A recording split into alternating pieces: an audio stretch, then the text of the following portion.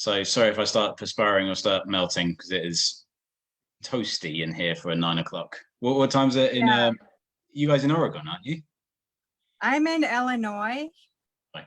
and it's pretty hot here too. I have a fan right here, and I didn't even turn on any lights in my room because it's so hot. I just Yeah, have the window open. yeah. It's Days toasty. days like this when you pray for rain or something like that, just to mix it up. Uh, Oh, fair a, enough. a breeze would be nice. Well, we are live. Sorry if I start perspiring or start melting because it is Hold on. toasty in here for a 9 o'clock. What time? There we go. Horrible accent. Sorry, I sometimes there's a delay, but I just wanted to make sure it's up in the group right now. So if people ask questions, I'll relay them to you. Fair enough. Sounds But good. so Heather and I know I've listened to the album. I actually used the song Noble Rot on my podcast a couple of weeks ago. I was doing I had a guest. We were listening to jazz music, and for me, there are a lot of bands that I feel find one riff, and it's all about going inward. Just repetitive, the same riff over and over again, and I love that. But at the same time, I feel like progressive metal is the closest thing we have to jazz, where it's really sort of going outward. It's improvisational. You don't really know where it's headed. And I think that's one of the great things I liked about, especially when I played Noble Rot on the show, because we were listening to Miles Davis and another who I'm forgetting his name. I'll think of it later. But I just remember thinking, okay, because this is a metal show, I want to play you something that I think would be the next step, just in terms of what you guys were doing in that terms of that outward exploration. So I loved it. It's a great, for those of you out there who haven't listened to Bloody Mallard's Realm, then definitely check it out. That's really, really kind to say. I'm by no feat a jazz musician. I have tremendous respect for jazz players, especially when you go and see a really good jazz band play. The amount of, you mentioned about the riff, but the exploration around the standards and just like knowing the theory and how the changes happen and anticipating the changes, I can't keep up with that. I studied theory music, and I had to learn about augmented and diminished chords and like running modes and all that sort of stuff over it. So I guess sort of elements of that have translated over, but I think it would be massively pretentious if I said I was a jazz musician or anything like that. No, I was just talking about if you were to try and find what the equivalent would be in the metal realm. I think what you guys are doing with progressive is sort of closer, because it's that sort of you don't know what's going to happen next, where it's going. It's going to change tempo every so often, and that's one of the things I love about progressive metal. Yeah, I think so. I think prog got it wrong in I think Genesis were probably the last ones to get away with it, so to speak, where they completely went left field with every exploration, and that's kind of losing a little bit of the focus of rock, because they are sort of opposing points a little bit, sort of jazz and rock, from that sort of perspective, and I think it's so cool to, I'm like you, I love, especially doom music, I love just staying on a riff over and over again, because that's what you want to feel. Or even like house or electronic dance music, it's based on the same pretense of like, this is a vibe, we're going to go with this, stay with this vibe, why change it up, it doesn't matter. But then I love the whole let's change the riff, let's move around. Meshuggah do it really well, just like it's about the riff and how we change elements of the riff gradual by gradual, explore, and it was funny. I was thinking about Noble Rot today, actually, because I thought it might come up, because I know you've mentioned it a couple of times.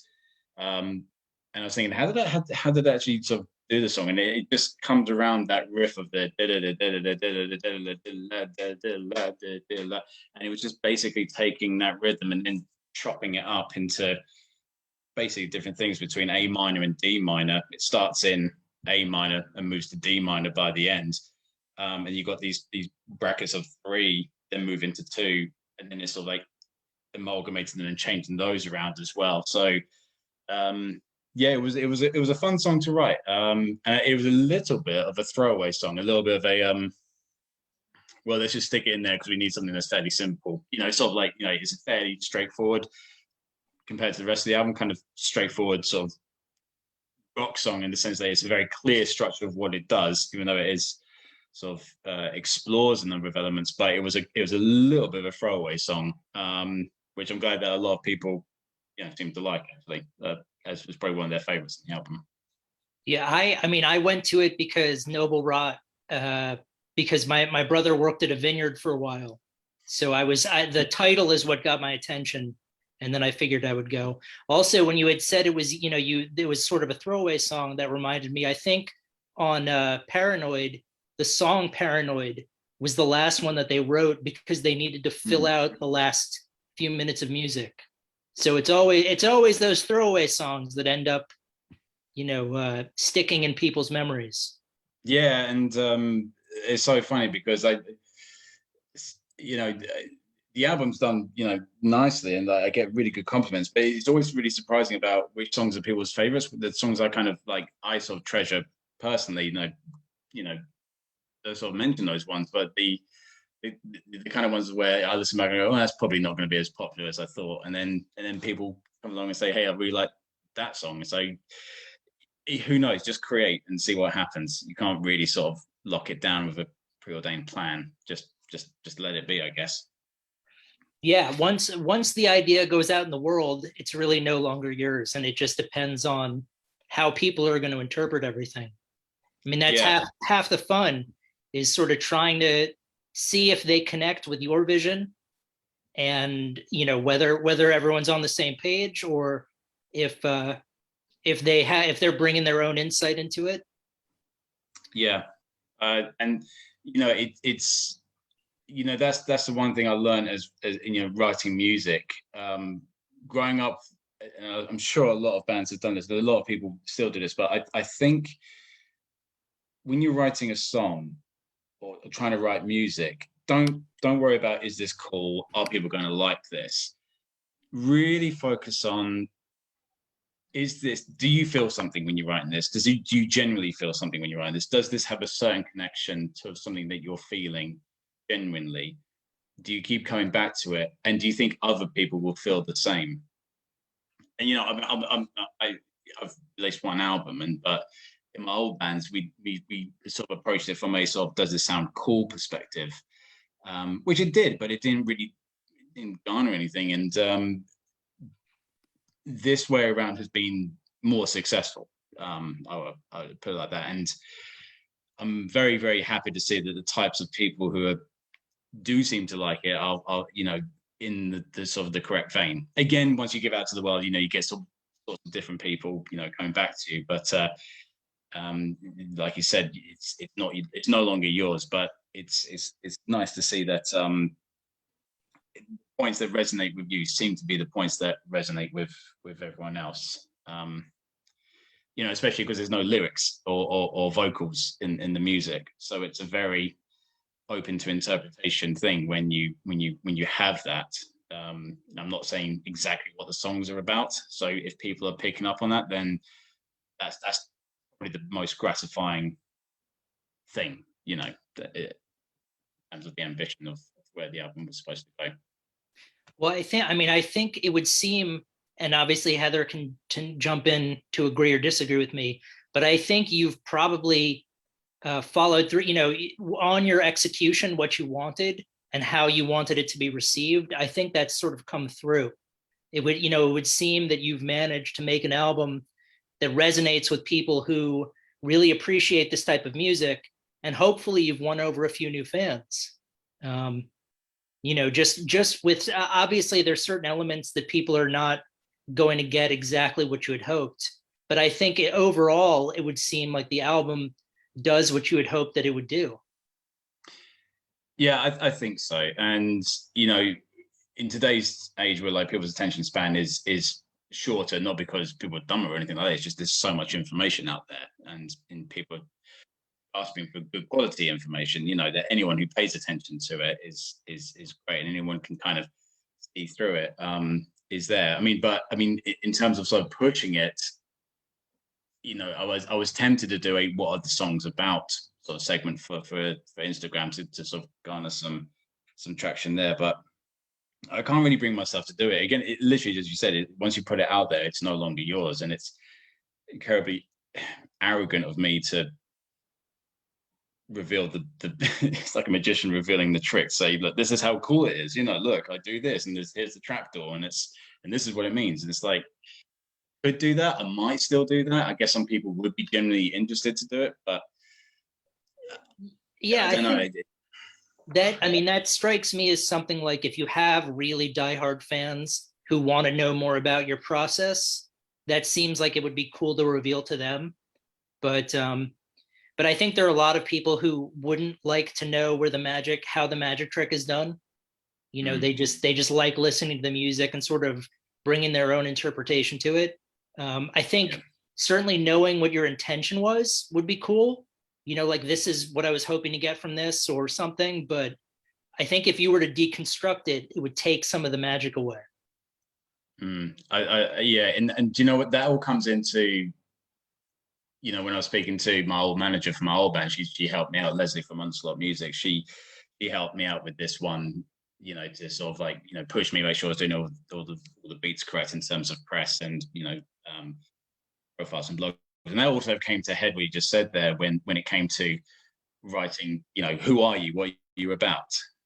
And it's like, well, you know, I appreciate that, but I mean, ultimately these songs came from, you know, a callback to, you know, trips in rural Kent, you know, on mushrooms, you know, sort of thing. I was going to ask you about that because that, you know, a lot of times when you when I'm reading the quick bio of a band on Bandcamp, you know, they tend to sort of blur together after a while.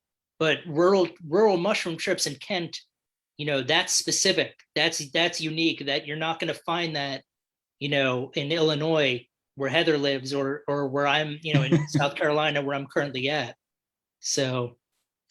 Yeah, well, not even in the UK anymore. Like I said, very reminiscent, no longer legal. So these were all legal mushroom trips when it was legal in the UK to do that. So quick disclaimer there. But I mean, yeah, you lest Interpol is watching this this Facebook chat.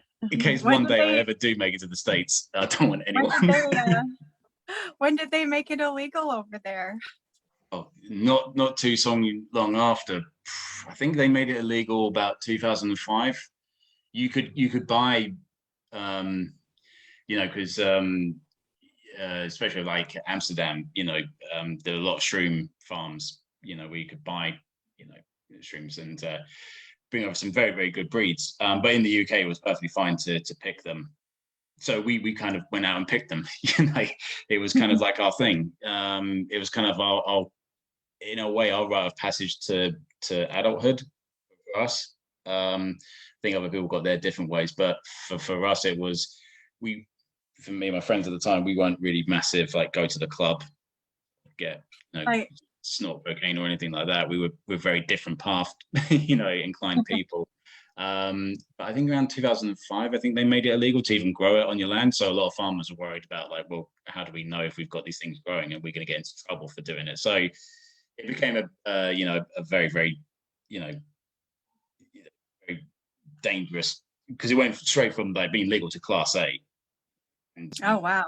You don't mess around with that. You know, that's, you know, in the United States, there are some states, because it's been illegal here for a long time, but state by state, it's starting to become legal again. There's a few states now where it's legal again. So it's going to be interesting to see if more states, you know, as time goes on, if more states make it legal again. I mean, it's very political. That's the bottom line. And I've my wife's from Brazil, and I've gone to Brazil to do ayahuasca, and because it's legal out there. But it's really funny that even if it's legal out there, he wasn't the shaman, but the I guess the preacher of the commune who did the ayahuasca said there's people who live in the city, mere miles away, who don't even know about this, who don't even partake in it. So I think if there's a willingness for people to bring it back, then fair enough. I wouldn't want to say whether it should be or shouldn't be. And if it was, I wouldn't be jumping back to do it. It's they are very inspirational substances, and very, very powerful. I feel like I need to just put in that the following few minutes has just been informational, and that Happy Hour with Heather and Guest can neither condone or endorse any sort of substances like this, unless it's legal and you're of age and you're of sound mind. Then I think that's probably good. If you're watching, Zuckerberg, I hope that's good. Exactly. Yeah. So swiftly moving on to that, I mean, like I mentioned it, as a sort of throwaway comment, expecting, it's a little bit controversial and potentially dangerous to say it. But no, like I said, when I did it was legal at the time, and somebody said, you should probably keep it because it sticks out, like you said, and I was like, okay, fair enough. I'm not going to hide away from it. But the album isn't purely based on that. I mean, the album is, it's called Realm. It's about a hark to what you can learn in that state, and that's not just beholden to streams or whatever. You can find that in any walk of life, especially when you really test yourself. And I think a lot of people have probably found that element through the pandemic. Which a little bit, I'm not going to say much, but that's really what the song Hemoglobin was about. It was about this big roller coaster of a sound of saying it's pretty, it's ugly, it's gonna throw you away, you're gonna enjoy this, you're gonna hate this. This is where it is. This is the space you need to be. You need to feel that pain, you need to feel that resistance pushing up against you, and you need to feel that release, and that's which is music teacher will tell you that's what music's all about. It's about tension release. So that was kind of where it was, I guess, more so where it was more thrown to with the album. And to expand your mind, free your mind, expand your mind, kind of take you to a different place. I think that the music is quite beautiful. The whole presentation is really beautiful. The music, the cover art, the record itself, everything about it is incredibly beautiful. Thank you. Yeah, I'm hoping to repeat it again. Certainly in the writing, it feels like there's a lot more to be said. So I'd like to say more. Are you working on new music now? I'm working on three. I might as well say it. So I really like the idea of. I've been really thinking about sort of evolution and adaptation, and about how organisms work within nature. So like there's a lot of call to nature and the elements within the first one, but I really liked sort of exploring how not humans but like how animals and beings have to work within the confines of an environment. And so I'm releasing three. I want to release 3 EP albums that kind of cover that. Sort of cycles of seasons and of night and day, and of plants who sort of like come out every year, every 2 years, every 1 year. You know, all the sort of inspirations around that, but I can't do it in one album. It's way too big. But this definitely feels like there's a series of just amount of music that fits this, and I'm going to sort of try and condense it into 3 EPs or albums, and then be done with it. And then move on to something else quite deliberately. But now I'm focusing on trying to do 3 albums or 3 EPs, running about sort of half an hour each, sort of focused in on these sort of areas, on those sort of themes. So yeah, going well so far. But you know, it isn't finished yet, so still working on it. But for fans who did enjoy the first album, I don't think they'll be disappointed. In fact, I think they'll be, you know, if it comes out the way I'm hoping it is, then I think a lot of fans will be, you know, be very happy with what comes.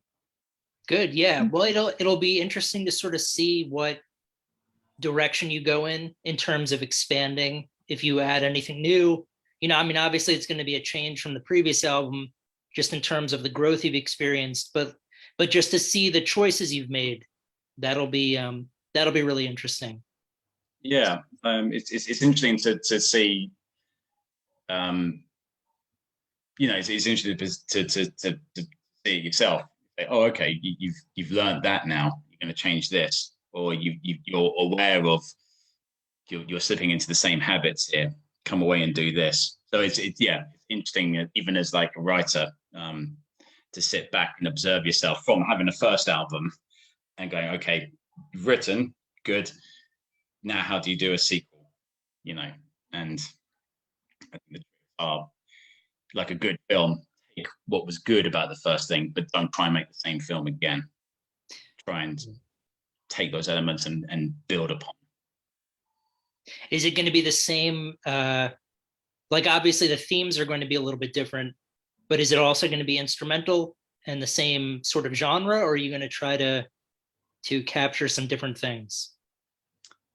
So from very sort of close friends that I've played it to, so there's no lyrics, so people can sort of be reassured or disappointed, however you want to look at it. But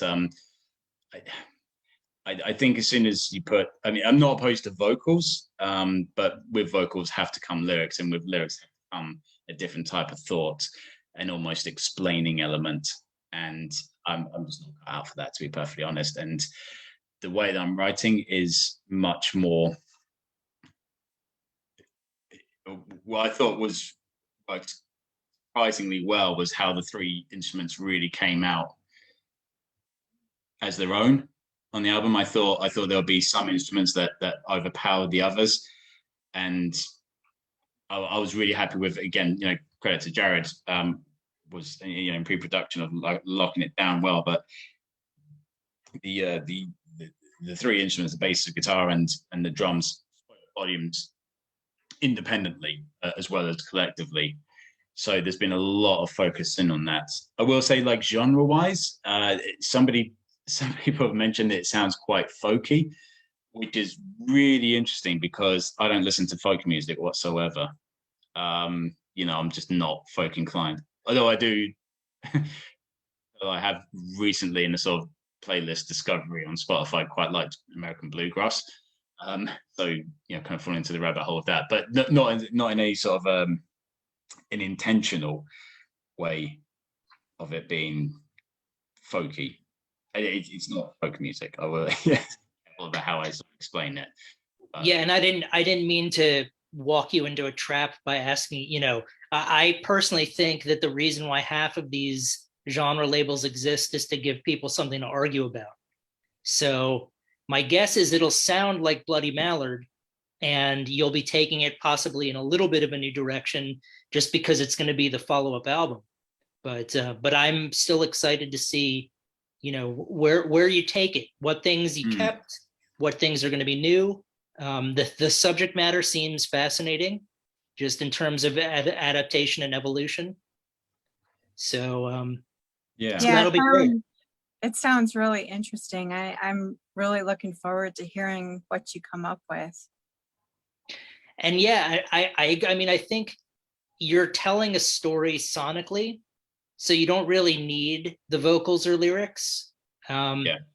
You know, I think obviously the intention you have for what the song is trying to do is probably going to be different from the interpretation most people have. But I think everyone is going to connect with what you're putting down. You know, certainly I did with the first album. So, and I can assure you that Martine, who is my guest on the podcast, liked the song as well. And she's not, you know, that's not her style of music whatsoever. So hopefully we've broadened someone's mind, and they'll pick up a copy of the record. That would be awesome, and glad they liked it. And it's funny what you say about genres. So I was thinking about this again literally today, and I was thinking, what, you know, it just is like a question you ask yourself sometimes, like, what's missing in music today? And I was thinking, probably just more music. You know, I mean, like we've got distribution. So I was saying, well, what's the problem with more music? And I was like, well, how do you get it to people? And I think that's where it falls down. Is like, you used to have genres of music to help curate and tell people, if you like this, go listen to that. If you like this, go and listen to that. And people would fall into those genres. And you know, it's funny that you mentioned it, because it's a point of argument. We're still using genres to help, you know, very almost, you know, sort of binary aspects of it, really, of like what you think you'll like and what you won't like. And you know, I completely get that, but I think I hope that in music, especially with technology and how algorithms work, is the same with films. I hope that, you know, big tech companies, the one thing they can gift to music and film and arts industries is really solid curation of saying, like, here's a film or here's a piece of music that's not within your vibe. Like, here's a science fiction film that you like, but we're going to recommend this rom-com, but we can completely see that it's compatible to you. So there's no point in distinguishing, you know, genres here. It's just what you like. And I hope, you know, in terms of like, if there's one benefit technology and how smart it can come, it can literally give you that sort of automatic curation of like, we think you're going to like this, you know, we'll knock it for 6 every single time, or home run. Well, I agree with you. Certainly, you need these categories to kind of help keep everything in order and to make recommendations. I think what I was talking about more was just all of the subsets that exist that have been created in the last few years. Like, this isn't progressive black metal, it's progressive post-black metal. And once you start getting down, you know, it's sort of, that's when it gets tedious. But I definitely agree with you. There needs to be some kind of way to categorize things, especially if you're trying to recommend, you know, well, this sounds like this band, but I wouldn't say it's in this genre. You know, so I agree with you definitely on that. Yeah, which it's like you know, I mean, it's like, you know, you put the genres, how far do you follow down the subgenres? Right. To the point that it's not even important. You know, I quite like looking back on new metal and thinking how colorful it was for a time in rock and metal, because, you know, all these bands were coming out like WWF superstars. You know, you didn't know that you liked German industrial music until you heard Rammstein. You didn't know you liked Armenian galloping rock until you heard System of a Down. You know, there was just all these fantastic, completely different things, but somehow new metal tied them all together. Even though there's one common thread, but they're all very, very different bands. And if we can find that thread, I think that's the one thing that'll really help a lot of artists and listeners find each other. Sure. I think, you know, unfortunately, I think certain genre, like new metal, I think is sort of stigmatized now. You know, people hear it and they sort of cringe a little bit. But I think you're right. At one point, there were a lot of really great bands that happened to have that, you know, that was the easiest way to label them, even though they were so vastly different from each other. Yeah. But I think at the end of the day, it is helpful. I think so. I mean, we haven't got anything better, you know, really. So we have to work with something. It's the map we've got at the moment. Um, and then there are different types of listeners as well. You've got, you've got music that's, I mean, one of the hard things I've got at the moment is I hope people appreciate the album as opposed to the tracks or the singles. I mean, of course, I mean, I do the same. I cycle and I skip through tracks as well, but then I have like moments where I really want to sit down and listen to an album from start to finish still, to this day. And I hope that the latter one isn't a dying breed, because it's so fulfilling to do that. It really is. I don't think it's a, I would think that it's a dying breed. I had been teaching for a while, and most of my students, I feel, would be ones who would listen to a single track or just watch a video on YouTube or something. But then you have people like Heather, who is, an excellent collector of vinyl and listens to, music all the way, I would imagine, all the way through. I don't want to put words in her mouth, but I think she and I, especially after I've started, with the podcast and doing this and speaking to more artists and realizing that most musicians, when they write an album, they're sort of hoping you listen to the album and not just a simple excerpt from it.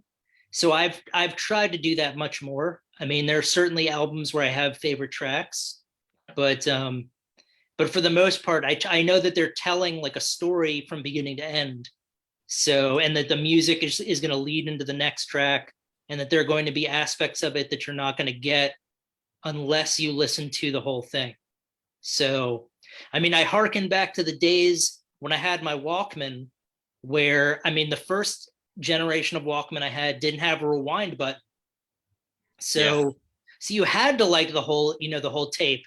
Otherwise, you were going to spend a lot of time forwarding through the whole thing. Yeah. And, I miss the days where you used to go to, a record store and you'd have some cash and you're like, okay, what's the next album I'm going to buy? You'd have no premise about what it is. And like, you'd go and cycle through, the CDs, my mates have mentioned this band, or friends have mentioned this one, or, oh, you've mentioned this one as well. And you'd have a little look, and all this sort of stuff. And, choose, and then you get it back. And you'd have to devote yourself to to listen to it, because you just paid good money on a risk, basically. You didn't fall in love with it and then buy it. You took a risk. So you used to invest your time into it. And this is the other sad thing as well. I mean, your students about this, but like, you can be equally repelled by something and love it at the same time. And I think we're losing that understanding as well. It's like, you can not like it the first time you listen. You're allowed to listen to it 5 times. Oh, sure. On the 5th time.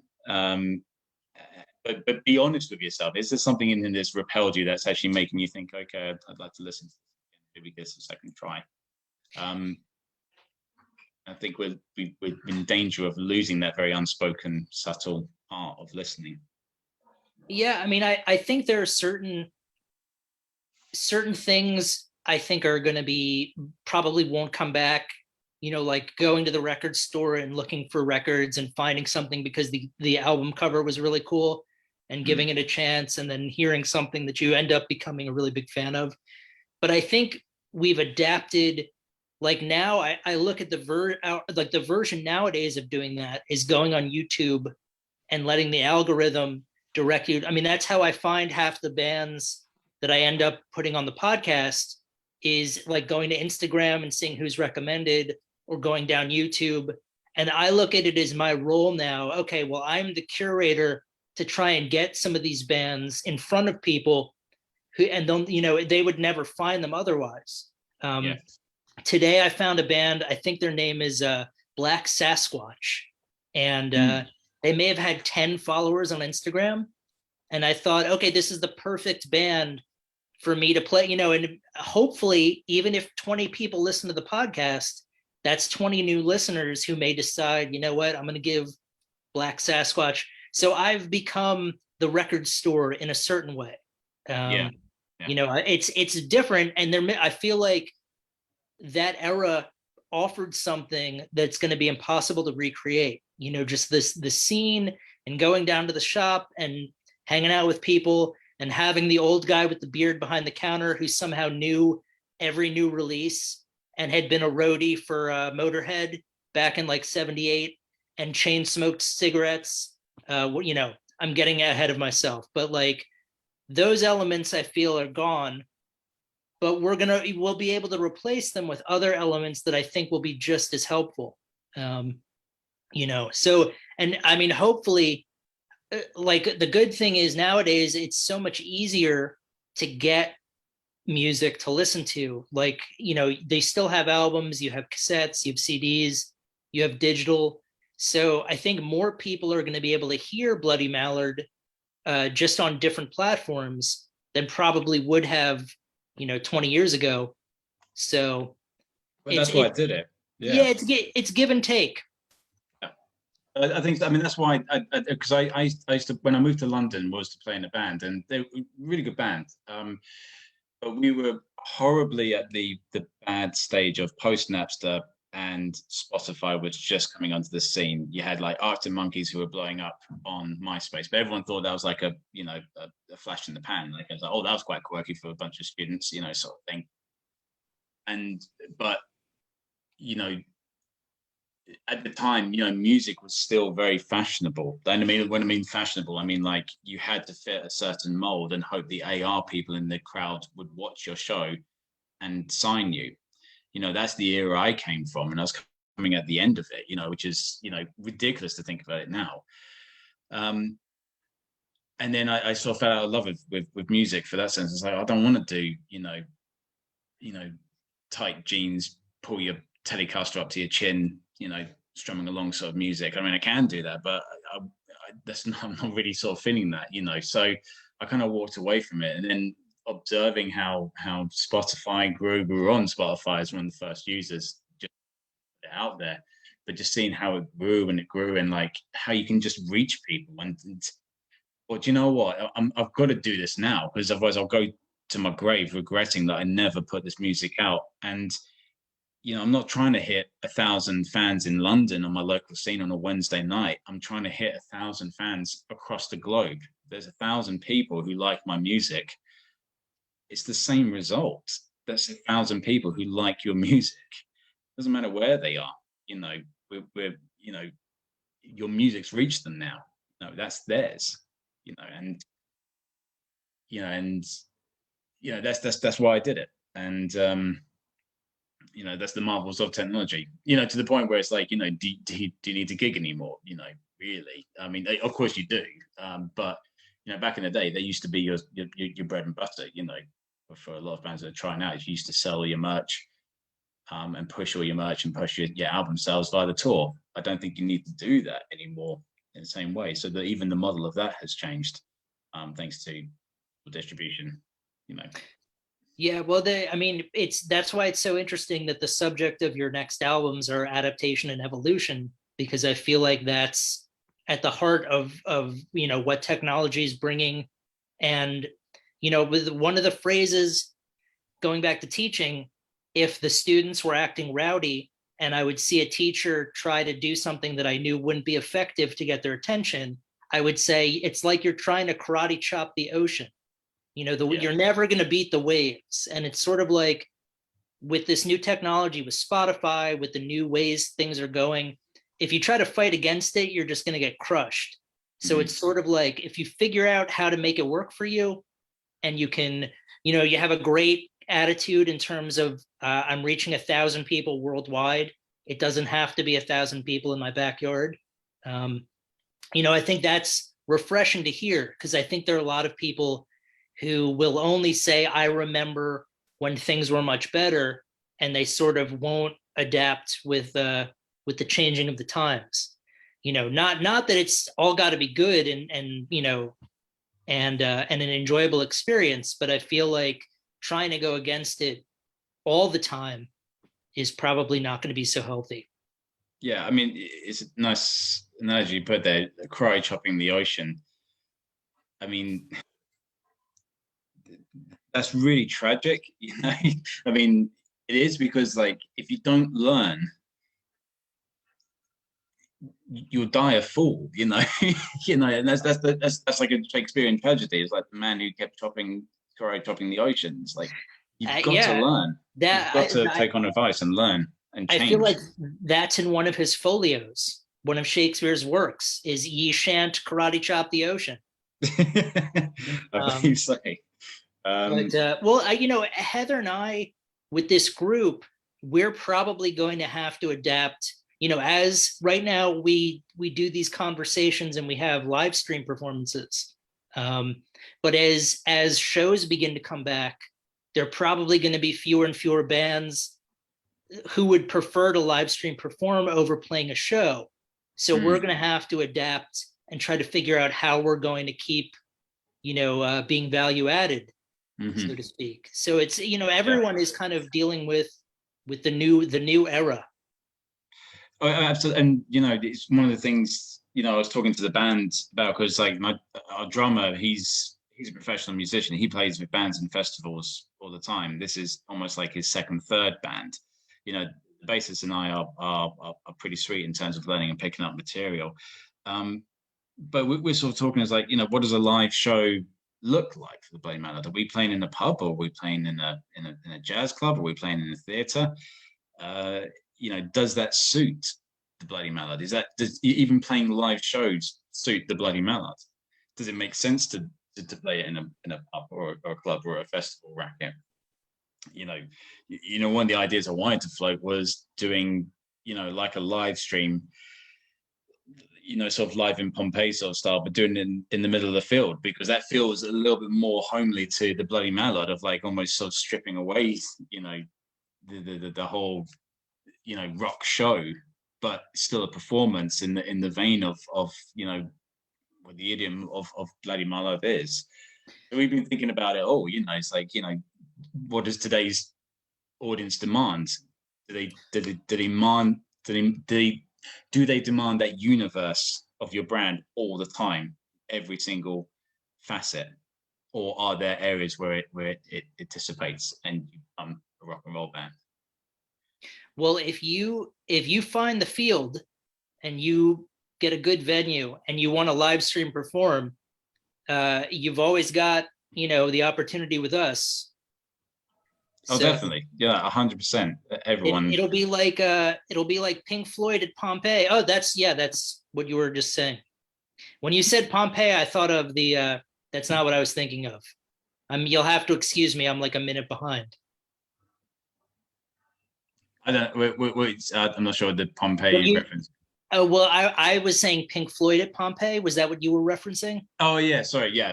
Okay, yeah. At first, I thought you were talking about the city that got buried under the volcano, and I was like, why is he talking about an ancient Greek city? Why do you want to bury himself under a volcano? Yeah.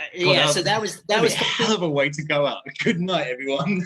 Yeah, that was completely my faux pas on that one. But that's cool. But I like that idea better, actually. If I could just time a volcano eruption with we found an active volcano. Are there active volcanoes in England? I'm guessing. No, we do get earthquakes. Funny enough, we do get like really mini earthquakes. But no, I think the closest. I think the closest one is Vesuvius in Italy. Okay, so how would you feel about going on location? Waiting. I can get some seismographs going, see if Vesuvius is going to be active. And I honestly, if Vesuvius was active again, I think there might be a few alarm bells going off elsewhere. Yeah, no. I mean, I could see a pretty big volcano. I could see how the last thing on people's mind wasn't there supposed to be a Bloody Mallard concert at the foot of Vesuvius? Yeah, just in case you're interested. By the way, we know you're probably evacuating, but if you choose to stay, you can listen to some tasty jams. Do you know what? A better one would probably be Iceland, because I think they have quite a few regular eruptions, but they're nothing too dangerous. Oh God, famous last words. Well, no, but I mean that could be the tagline on the poster. Don't come see Bloody Mallard? Don't worry, it's not that dangerous. It's not that come for the show, stay for the lava. Pay for the yep, absolutely. I mean, the show will sell itself. It we've got to write this down and start thinking about some legal terms Well, here, because this that's is why I mean, gold. we're recording this so we can go back and get the transcript. Yeah, And exactly. I'll get our So, team of lawyers to vet it so that everything is above board. that'd be a helicopter everyone in and helicopter everyone out just in time. Yeah, it'll be like Perfect safety, health and it'll safety. be like Death Clock, Metalocalypse. You know, we'll chopper everybody in. I'll just take it out of our budget, and I seriously have it. There's got to be in the history of planet Earth some band who does manage to do a live show in front of an erupting volcano. I think rock and roll has got to claim that before the Earth explodes. Yeah, I mean, the only thing that comes, I know the Dead played at the Pyramids. That's the closest thing that I can think of to that. The only other thing I can think of is Spinal Tap and Stonehenge, but yeah, I mean, on this, they never did the Solstice gig, did they? That would have been that's when the Cats meow at their best. I'm just trying to think if there's anything else. There must be something where I think the Chili Peppers did the Pyramids as well. It's entirely possible. Yeah, there's got to be. Volcano. It's got to be done. Yeah. No one's done it yet, so we bring down the gauntlet. Someone do it. Yeah. Please. Well, the next time you live stream, perhaps you'll be in front of a live volcano. And, I know. I mean, it is, especially for the new album adaptation, and Darwin's Survival of the Fittest. That would definitely come into full. Yeah. There's no other better. There's one. no other better symbol of natural selection. Exactly. Demonstrated by three idiots playing music in front of a volcano. It's really important that you learn to evolve. Yep. It would probably win every Darwin Award from that year. I don't know if you're familiar. Win 2 awards for the first band to play in front of a volcano. And win a Darwin Award at the same time. Yep. I can die a very happy, toasty man. Yeah. Well, at the end of the day, isn't that what it's all about? No regrets. No regrets, and bringing the smile to everyone's face. Yeah. Well, and you could get a tattoo of no regrets while, right before the volcano goes. Like I said, we've got to sit down, team of lawyers, write down every facet that could come out of the eventuality of a band playing in front of a volcano. Absolutely. And every slogan that can come out of it. There's like a weird left field turn. I didn't think it was going to happen. But at the same time, I sort of didn't want to put it back on track. I was like, let's see where this goes. No, I'm happy to run its course. But I feel like it's run its. I feel like we've exhausted the volcano idea. It's going to get into serious who said what, and there's going to be money and lawyers involved, and I wouldn't want that. Well, I mean, Zuckerberg's probably watching this right now, and he's probably wringing his hands, trying to figure out if Mount Vesuvius can be rented out. Seriously, somebody's flagged us on the stream thing already, and they're watching and they're going, you know what, not a bad idea. Well, since it's interesting. I had a ruptured brain aneurysm about 3 years ago, and I had read Aldous Huxley's book Doors of Perception. So there was a little while where I was like, you know what, maybe I should try hallucinogens to see if it'll help with my recovery. And I never did, but I just didn't want to be left out of the mushroom conversation. So I wanted to throw in my own anecdote, but I have never done them, although there was a period during the recovery where I thought, you know what, this might be medicinal. Not for me to tell you, and that's the beauty of it. You are your own person, and you got to make your own decisions on that. Although I will say that again, I was thinking about Bill Huxley today, because he famously put a curse on a town not too far from my home county in Hastings. I don't know if you know about that curse. So he's not very well received within my home county in certain areas. But Actually, funny enough, I was thinking about him today, and I don't know if it's in Lost Perception. Is it? Maybe you know about the story. Isn't it? Isn't it the story of like he observed? He was telling his friend he was observing a man walking down the street, and he said, "I'm going to make this man fall over." And he said, the way he did it was he walked either in front of the man or no, he was behind the man, and he for I think about 2 minutes, the story goes that he walked exactly the same way as the guy was in front of him, mimicking every moment. And then he would slowly change his movements to dip his right leg until it became incredibly exaggerated until the guy in front of him suddenly just fell over and hurt himself. I don't know if you've heard that story, but this one came into my mind. I don't. I may have read that in the book. I don't remember it. So, but it sounds like it's an awesome story and definitely worth. From now on, I'm going to tell it as if it actually happened. Yeah, I can't remember if someone told me that or how I heard about that one. I mean, the thing is, he was a diabolical person. I can't believe no one's hasn't made a film about him yet. Yeah, about all the people, but there might be a lot of red tape, a lot of it might be tied up in litigation. Who knows? Yeah, that's probably more than likely. I mean, because he was fairly famous anyway. From his legacy. Anyway, but yeah, just really fascinating stories. Oh no, it wasn't. Sorry, I'm so tired. No, it's Huxley. I was thinking of Crowley. Sorry, completely gone off the track there. No, I was thinking of Alistair Crowley. Sorry. Okay. Yeah, different person. Different guy. No, Huxley. Brave New World. Yep. Yeah. God, he's incredibly relevant at the moment, isn't he? With what's going on. Sorry, completely got Aldous Huxley and Alistair Crowley completely mixed up there.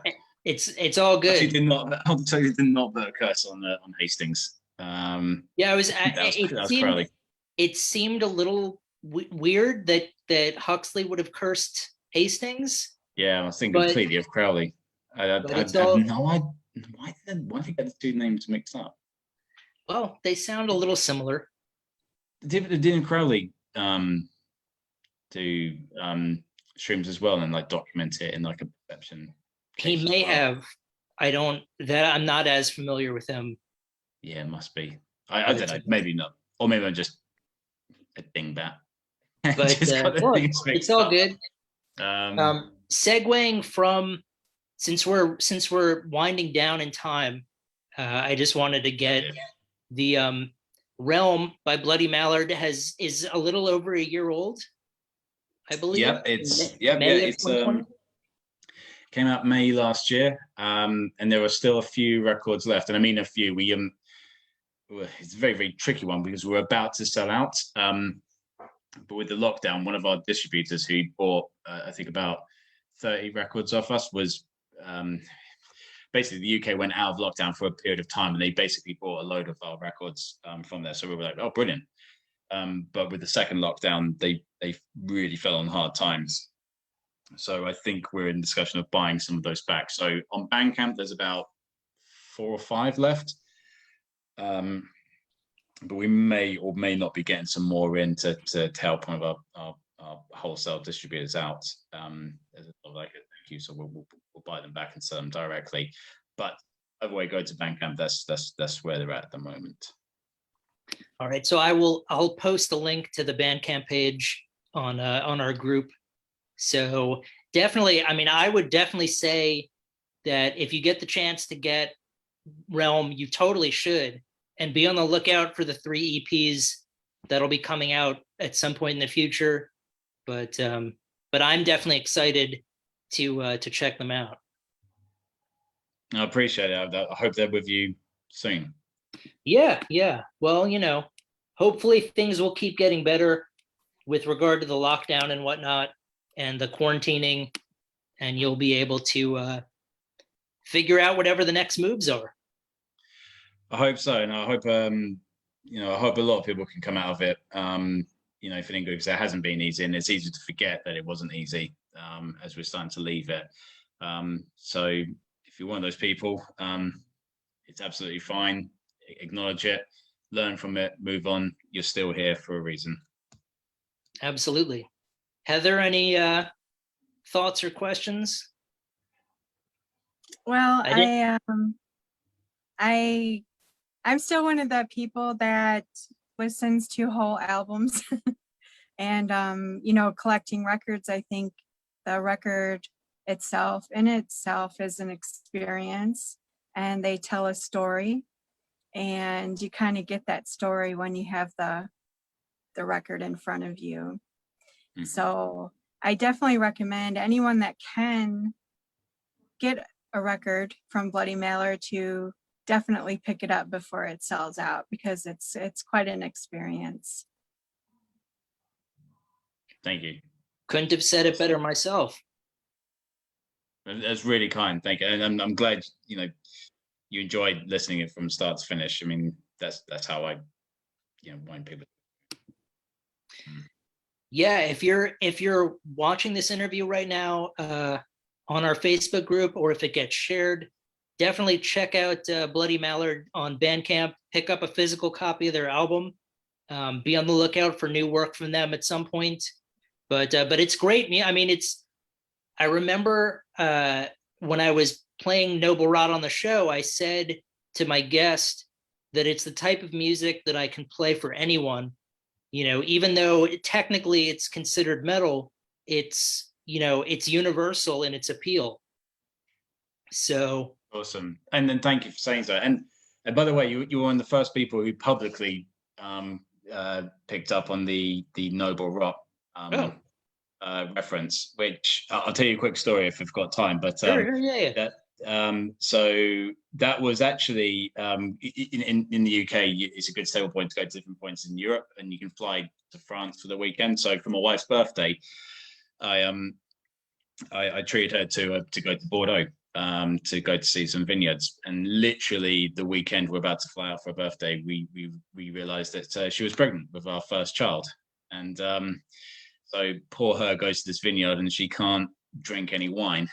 So I'm sort of like walking around having 2 glasses when I should be having 1, and the lady who was our tour guide called Bridget, and then I cracked my first dad joke, which was, "Hi Bridget Bardot," which was, you know, funny, but not the 10th time you recant that one to your wife on the same day. So she got a bit bored of that one very quickly. But she was talking about through the process, and they were talking about the Noble Rot side of things. And so I was you know, sort of very hammered, to be honest. But that stuck with me through the hangover. I was like, that's kind of cool. And then sort of decided I might write a song around that, actually. Yeah, like I said, it's kind of like one of those, you know, when I mentioned it was a bit of a throwaway song, I was like, let's think about like this whole sort of rebirth, sort of breaking down and sort of rebirth sort of thing. Let's see if we can just do a very quick, bash it out sort of riff sort of thing, you know, and see if we can do something like that that has a sort of rebirth, breaking down and back for a good reason, sort of thing. So yeah, that's where it comes from there, but that's specifically how I was introduced to the term Noble Rot. Yeah, no, I always thought it was a cool term. That's why when I saw it as a title, I thought, okay, that's the song I'm going to play. And then, you know, it all ended up working out from that. But absolutely. But yeah, so again, pick up Realm before it sells out. You won't regret it. Heather and I both endorsed the album, and thank you so much for taking the time to speak with us. But please definitely follow Bloody Mallard on social media. And when new music comes out, pick it up. You got my endorsement, my ringing endorsement. And if you happen to see a show that's going to be playing at the foot of a volcano, just remember where you heard it first. Yeah, if you know any volcanoes are about to blow up, let us know. Yeah, feel free. Thank you so much. Awesome, guys. Really enjoyed it. Thank you so much. Have a good one. Thank you. Take care. Have a Bye. good evening. Bye.